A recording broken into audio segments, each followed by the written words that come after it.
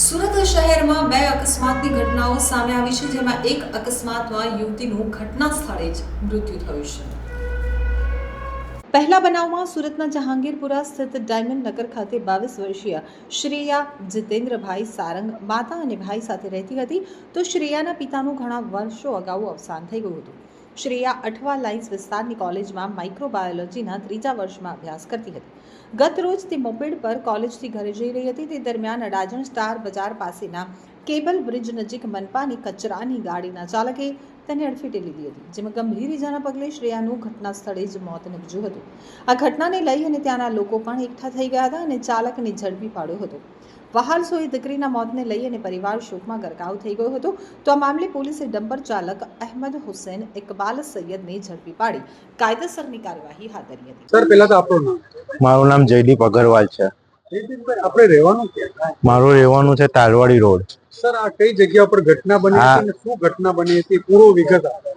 આ ઘટના બની હતી સ્ટાર બજારના પુલ પાસે। મારી બેન છે, મારા ફ્રેન્ડની બેન છે। એનું નામ કહેજો। એનું નામ છે શ્રેયા સાલંગ। એની ઉંમર? એની ઉંમર 20 વર્ષ। ઓકે, ક્યાં જતી હતી? એ જતી હતી? બેન મારી કોલેજથી આવતી હતી ને જેવી રીતે પુલ ઉતરતી હતી એવી રીતે એસએમસી નું ડમ્પર એમને બહુ ગંદી રીતે કચડી ગયેલું છે ને મારી બેન એકદમ ધીરે સ્પીડમાં હતી, તો બી એને બહુ ગંદી રીતે કચડી ગયેલું હતું ને પોલીસવાળા બી 1 કલાક એમ્બ્યુલન્સ આવી ગયેલી હતી, તો બી 1 કલાક લગીને એમ્બ્યુલન્સે એને હાથ બી નથી લગાવી ને પોલીસવાળા બી બહુ લેટથી આવ્યા ને ત્યાં ઉભેલા ટ્રાફિક કર્મચારી જ હતા ને એક મેટ્રોનો સ્ટાફ હતો।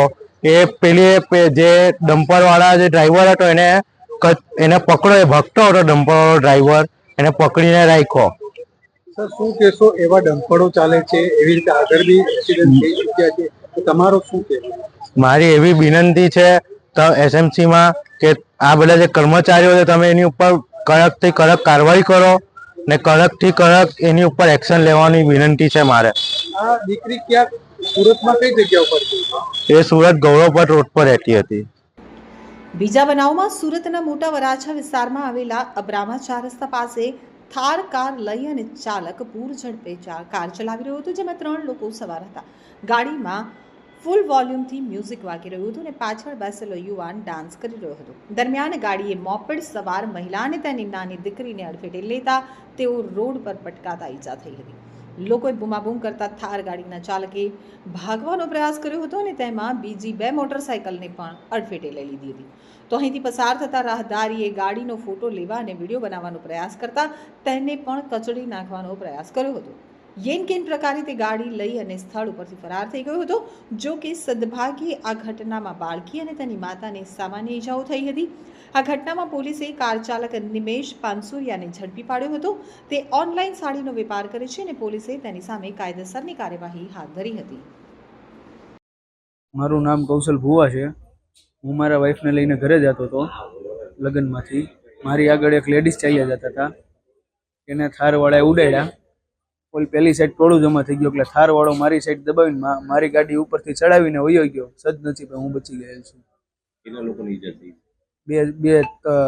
એક લેડીઝ હતા ને 2 છોકરા। થારવાળો ફૂલ સ્પીડમાં હતો।